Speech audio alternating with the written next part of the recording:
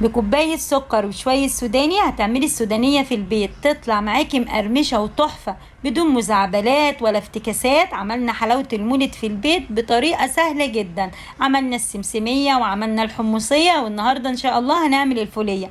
تعالوا نسمي الله، بس ما تنسوش لايك لاختكم ام حمزة. معايا كوباية من السكر، ومعايا نص كيلو من السوداني يكون طعمه حلو، ويكون تتأكدي اللي هو مش معطم ولا مكمكم، علشان الفولية تطلع معاكي طعمها حلو.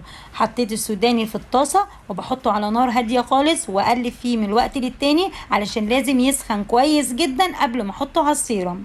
سبت السوداني على نار هادية، وجبت صينية تانية وحطيت كوباية من السكر ونص كوباية من المية، وحطيت معلقتين كبار من عسل الجلوكوز. وعسل الجلوكوز فايدته بيخلي الحلاوة ما تسكرش لما تقعد عندك وقت طويل. حطيت السيرم على النار ومش هنقلب خالص الا لما يبدأ يعمل لون.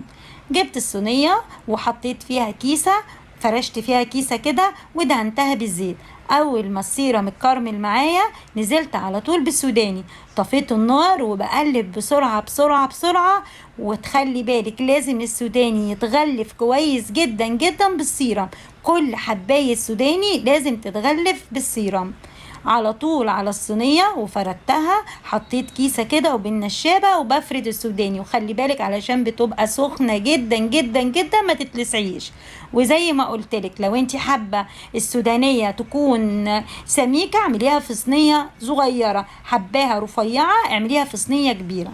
بعد ما ظبطتها زي ما انت شايفة كده تقطعيها على طول وهي سخنة قبل ما تكلبش. وخلي بالك وانت بتفرديها لازم تفردي بسرعة، عشان لو اتكلبشت منك هتبقى حوسة ومش هتعرفي تفكيها من بعضها. قطعيها بقى مستطيل مربع زي ما تحبي قطعي. سبتها لمدة ساعة وبعد كده طلعت معايا بالحلاوة دي، شايفين؟ تحفة تحفة تحفة. ما اقولكمش على الفرحه الجميله لما رصيت الصينيه ديت. شوفي بقى الصينيه دي لو جبتيها دلوقتي من بره هتجيبيها بكام؟ الحلاوه السنه دي سعرها غالي جدا جدا جدا. شويه سكر، شويه سمسم، شويه حمص، شويه سوداني، وهتعملي حلويات المولد في البيت تطلع معاكي خطيره. كده الفيديو بتاعنا خلص. ما تنسوش تصلوا على النبي صلى الله عليه وسلم، وما تنسوش تحطوا لايك وشير وسبسكرايب وتفعلوا الجرس عشان يوصل لكم كل جديد. اشوفكم في وصفة جديدة.